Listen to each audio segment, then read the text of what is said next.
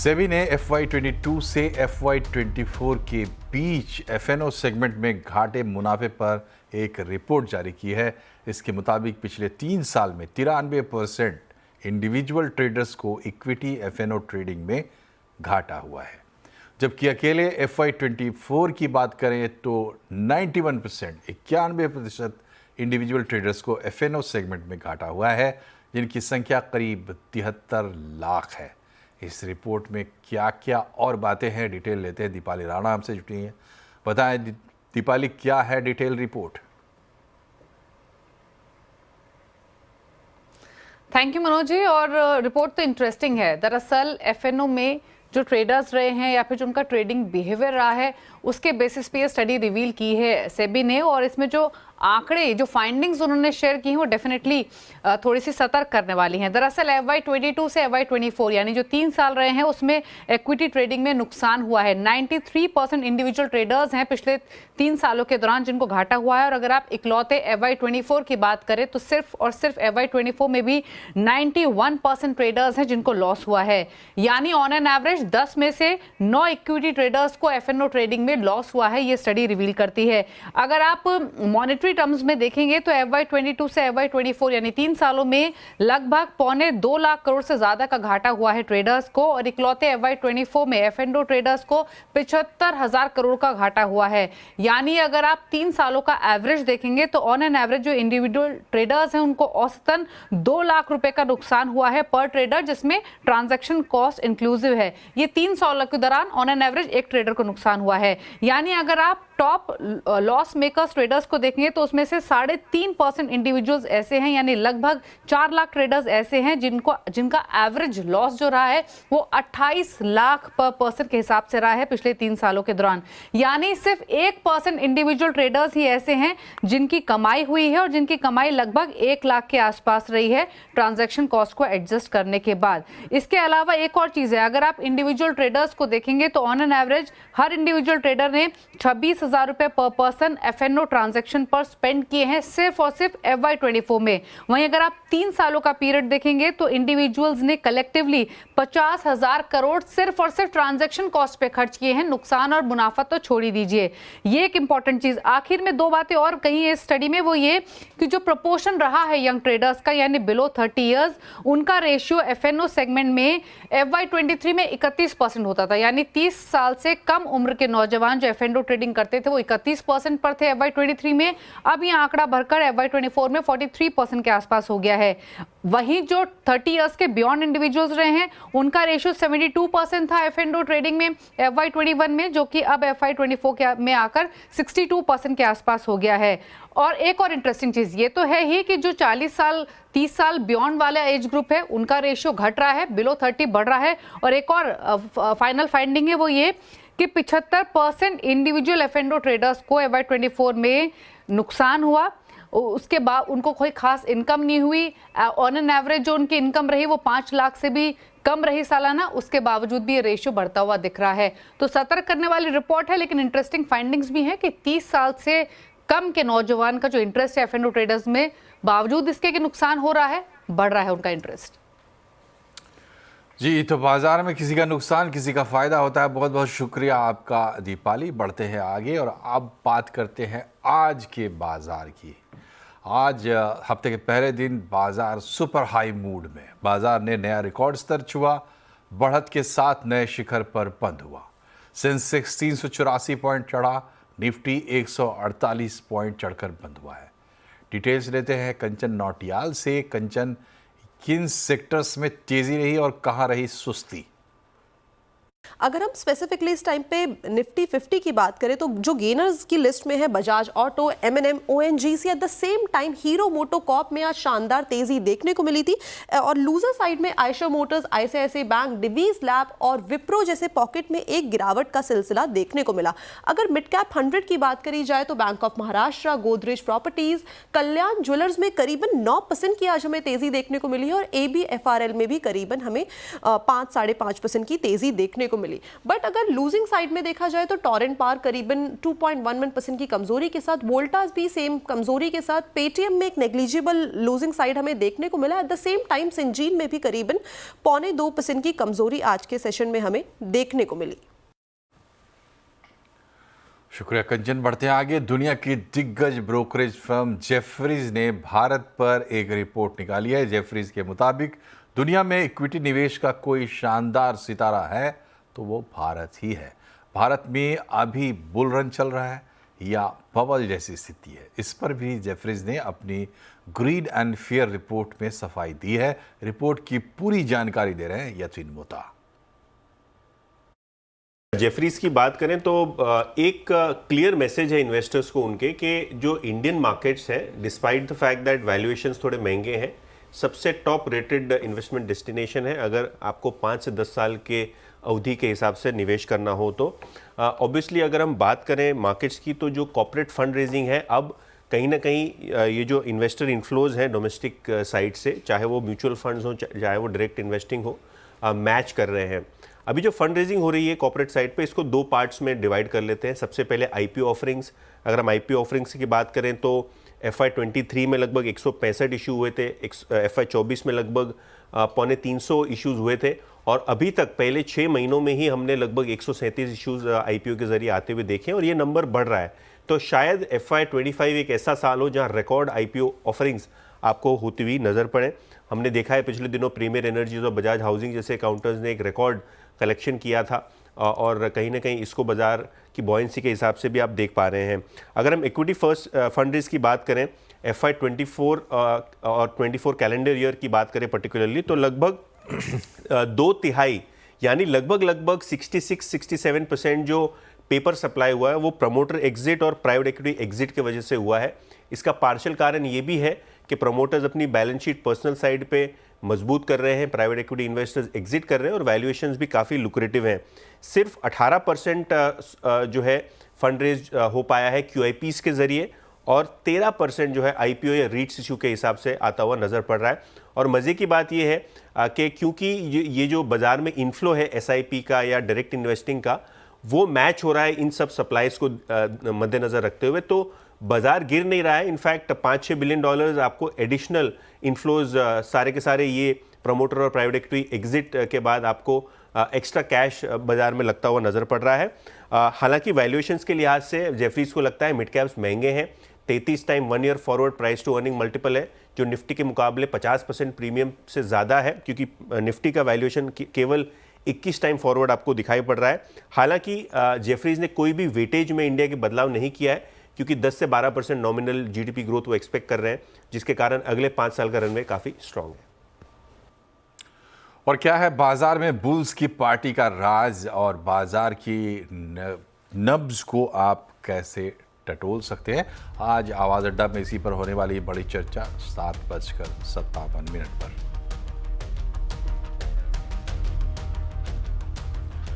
Vodafone idea के management ने आज कॉन कॉल की, जिसमें कई मुद्दों पर सफाई दी गई। कंपनी ने कहा कि AGR के मामले में उसे सरकार की ओर से ठोस कदम की उम्मीद है। AGR बकाये के उपाय के लिए कई विकल्प और संभावनाएं हो सकती हैं। कंपनी ने कहा है कि टेलीकॉम स्पेस में सरकार 3 मजबूत प्राइवेट प्लेयर्स के लिए प्रतिबद्ध है। सरकार ने ज़रूरतों की डिटेल्स के साथ रिक्वेस्ट पैकेज डालने को कहा है। कंपनी ने साफ किया कि वो लेनदारों का बकाया लगातार समय पर चुका रही है। कंपनी ने कहा कि कैपेक्स के लिए पर्याप्त फंडिंग हासिल है।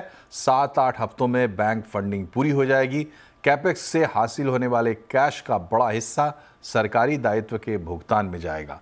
कंपनी ने यह भी कहा कि वो 35,000 करोड़ रुपए जुटाने के एडवांस स्टेज में है। इंडस्ट्री को आगे भी टैरिफ बढ़ाने की ज़रूरत पड़ेगी। AGR के मामले पर टेलीकॉम मंत्री ज्योतिरादित्य सिंधिया ने कहा है कि वो सुप्रीम कोर्ट के आदेश को देख रहे हैं। भारत का टेलीकॉम सेक्टर काफी मजबूत है। At this point of time, whatever the Supreme Court has ordained, according to that, the process has to be executed. We are still going through the process of examining that and seeing what the repercussions of that is going to be. But let me say this, that our telecom sector is an extremely robust sector, a sector where we have 4 players. There are very few countries in the world that have 4 players within the telecom sector in their country alone. India is one of those. So I look at a very strong telecom sector, and I would certainly hope that BSNL also has a very strong role to play in that process. और अब बात करते हैं प्रधानमंत्री मोदी के America दौरे की।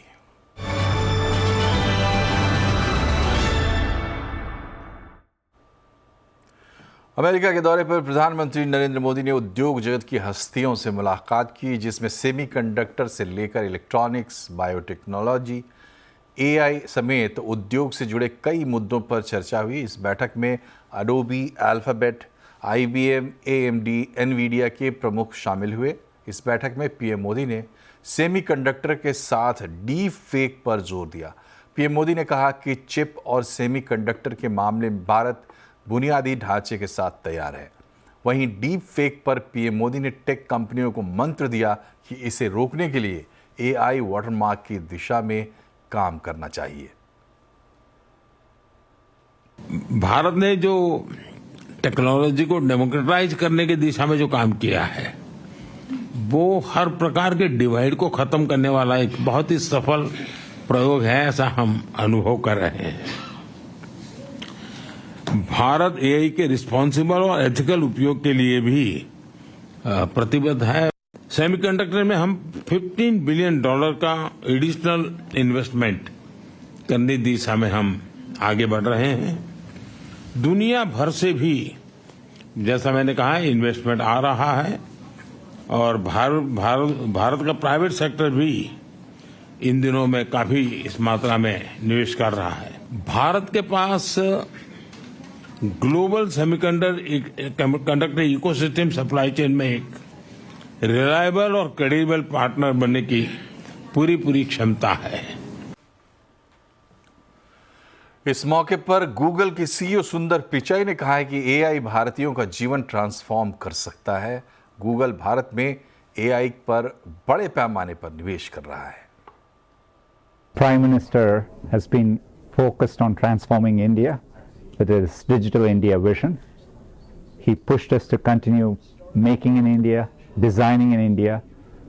We are proud to now make our Pixel phones manufactured in India. He is really thinking about how AI can transform India in a way that benefits the people of India. He challenged us to think about applications in healthcare, education, agriculture, and he's also thinking about the infrastructure of India, be it data centers, power, energy, and investing to make sure India can transition. And we are proud to be partnering with India. We are robustly investing in AI in India, and we look forward to doing more. We have several programs in partnership with MeitY, the Agriculture and Health Ministries, the central and state governments, and we look forward to doing more in India.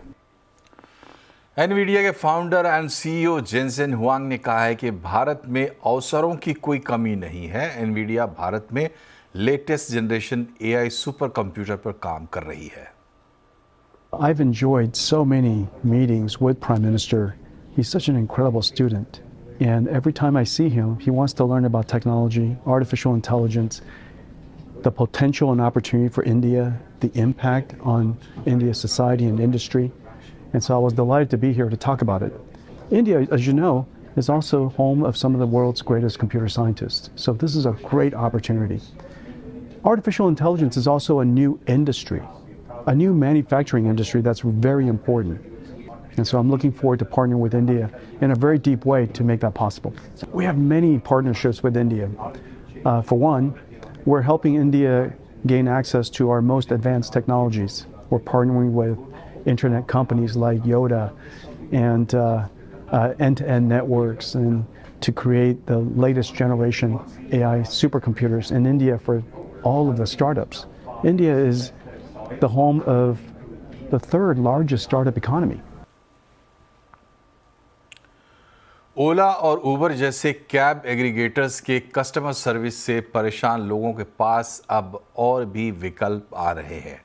खासतौर पर छोटे शहरों में कई और cab services popular हो रही है।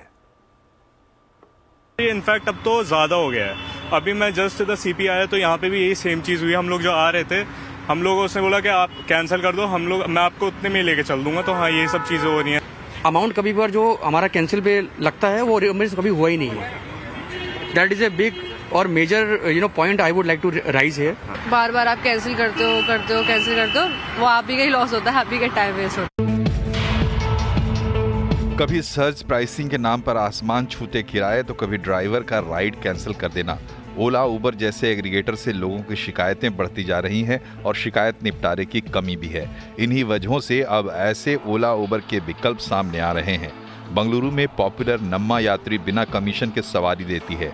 ये ऐप खासतौर से ऑटो रिक्शा बुकिंग के लिए बना है और इसे ONDC के तहत लाया गया है।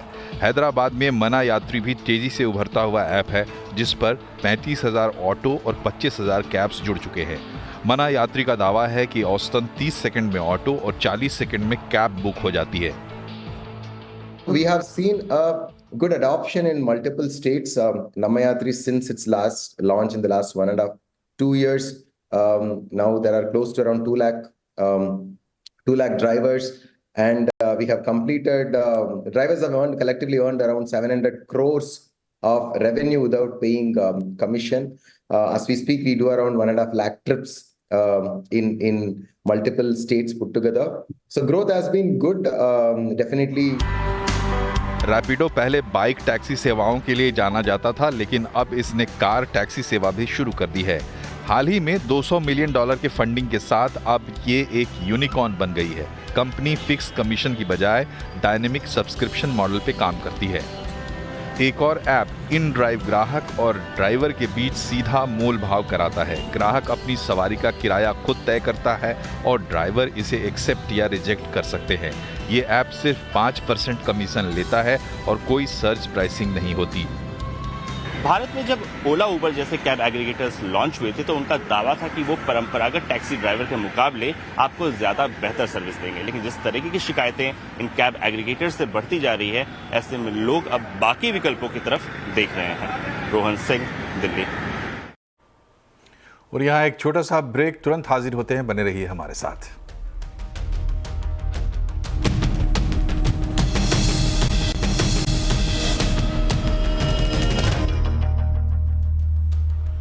ब्रेक के बाद एक बार फिर से आपका स्वागत है। दिल्ली की नई मुख्यमंत्री आतिशी ने आज कार्यभार संभाल लिया।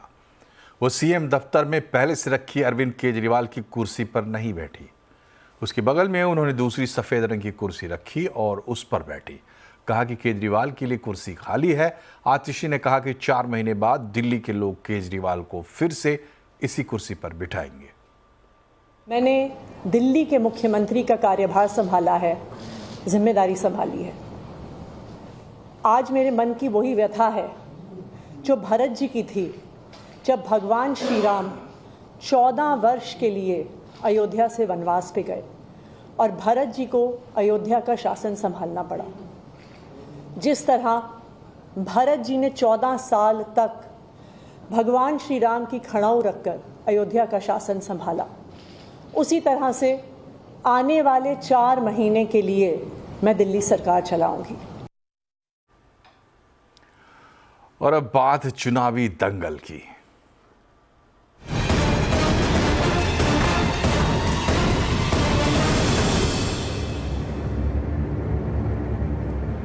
कांग्रेस सांसद राहुल गांधी ने जम्मू कश्मीर के पुंछ में सूरनकोट में चुनाव प्रचार किया। उन्होंने एक रैली को संबोधित करते हुए बीजेपी पर जमकर निशाना साधा। उन्होंने बीजेपी और आरएसएस पर नफरत फैलाने का आरोप लगाया। बीजेपी के लोग, आरएसएस के लोग जम्मू कश्मीर में, बाकी स्टेट्स में 24 घंटा नफरत और हिंसा फैलाते हैं। जहां भी ये जाते हैं, भाई को भाई से लड़ाते हैं। जम्मू कश्मीर में, उत्तर प्रदेश में, बिहार में, मणिपुर में, पूरे देश में ये नफरत फैलाते हैं। इनका यही काम है और ये कुछ जानते ही नहीं है। ये सिर्फ नफरत फैलाना जानते हैं और इनकी राजनीति भी सिर्फ नफरत की राजनीति है। तिरुपति मंदिर लड्डू विवाद के बाद आज तिरुपति देव स्थापना में शुद्धिकरण किया गया। पंचगव्य से देवस्थान को शुद्ध किया गया।